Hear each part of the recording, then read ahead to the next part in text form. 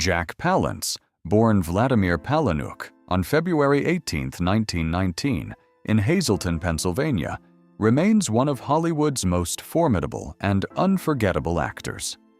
Known for his intense presence, chiseled features, and commanding voice, Palance carved a niche portraying complex villains, stoic heroes, and morally ambiguous figures. His journey from a coal mining childhood to international stardom embodies resilience, determination, and authenticity. Beyond the screen, Palance was a multifaceted individual, an athlete, war hero, visual artist, and family man. This story traces his remarkable life, the challenges he overcame, his career highlights, personal passions, and enduring legacy in cinema and American culture. Early life and Ukrainian roots. Vladimir Palanuk grew up in the coal mining region of northeastern Pennsylvania, the son of Ukrainian immigrants. His father labored in anthracite coal mines, while young Vladimir worked alongside him, absorbing a profound sense of toughness and perseverance. These early hardships instilled resilience that would shape his persona on and off screen. Despite the grueling environment, he pursued education and athletics, eventually earning a football scholarship to the University of North Carolina.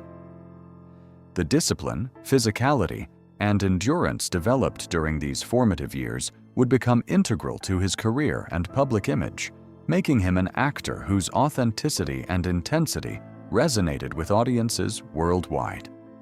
From athlete to war hero, Palance's promising athletic career was cut short by injuries, but his determination led him to serve in the United States Army Air Forces during World War II. As a bomber pilot, he faced danger with courage, surviving a training mission plane crash that left him with severe facial burns. Reconstructive surgery altered his appearance, giving him the distinctive features that Hollywood would later embrace. This combination of physical toughness and personal adversity became part of his mythos, creating a screen presence marked by gravitas, intensity, and a hint of menace, traits that made him ideal for the psychologically complex roles he would later dominate. Academic and theatrical pursuits. After the war, Palance attended Stanford University, where he refined his dramatic skills and transitioned into professional acting. Initially appearing in live theater and early television, he honed an authenticity that would define his performances. His dedication to craft, combined with a naturally imposing presence, allowed him to stand out among peers. Early stage roles taught him the nuances of character development and emotional subtlety, laying the foundation for a cinematic career defined by depth and versatility. Palance's education and disciplined approach reflected a commitment to artistry rather than mere celebrity, distinguishing him in an industry often dominated by image over substance. Breakthrough in Hollywood. Jack Palance's breakthrough came with the 1950 film Panic in the Streets, but it was his portrayal of the gunslinger Jack Wilson in Shane, 1953, that solidified his place in film history.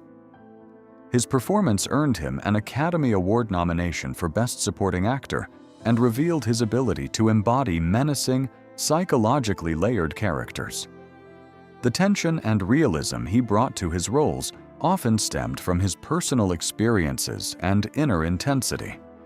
Audiences and critics alike recognized his unique talent, a combination of physical presence, vocal command, and emotional authenticity that made even the darkest characters compelling and human. Mastery of villainy and morally complex roles. Throughout the 1950s and 1960s, Palance became synonymous with intense, morally ambiguous roles. Films such as Sudden Fear, 1952, alongside Joan Crawford, and The Big Knife, 1955, showcased his ability to portray conflicted figures, often caught between personal desire and societal pressures. His stoic demeanor, towering height, and commanding voice made him perfect for westerns, war dramas, and thrillers. Yet even as an outlaw or villain, Palance conveyed humanity beneath the surface, creating memorable, multi-dimensional characters. His versatility allowed him to navigate Hollywood's expectations while maintaining a distinctive artistic identity grounded in authenticity and complexity. International and European work. Not content with Hollywood alone, Palance expanded his career internationally, working in European cinema during the 1960s and 1970s. He starred in spaghetti westerns and other international productions, including The Mercenary, 1968, and Che, 1969. These roles demonstrated his adaptability and global appeal, allowing him to explore unconventional characters and collaborate with diverse filmmakers. His willingness to work abroad reflected both professional curiosity and a commitment to challenging roles. By embracing international cinema, Palance broadened his artistic horizons, ensuring that his career was defined not merely by typecasting, but by the breadth and depth of the characters he chose to portray. Later career and iconic comebacks. In the late 1980s and early 1990s, Palance experienced a career resurgence. His performance as crime boss Carl Grissom in Batman, 1989, and as Curly Washburn in City Slickers, 1991, reintroduced him to new generations of audiences. The latter earned him an Academy Award for Best Supporting Actor at age 73. His acceptance speech, featuring a one-handed push-up, became legendary, embodying both his physical prowess and playful charisma. This period highlighted Palance's enduring relevance, proving that decades of experience, resilience, and authenticity could resonate with audiences across genres, from comedy to drama and action. Personal life and family. Palance's personal life was marked by love, loss, and devotion to family. He married Virginia Baker in 1949, and the couple raised 3 children, including Holly Palance, who pursued acting and later co-hosted Ripley's Believe It or Not with her father. Although they divorced in 1968, Palance maintained a strong bond with his children. He remarried Elaine Rogers in 1987, though details of that relationship remain private. Palance's family life reflected a quieter, more tender dimension, contrasting with the rugged and intimidating personas he portrayed on screen. He valued privacy, cherishing intimate connections over public scrutiny. Life in Tehachapi. Peace and passion.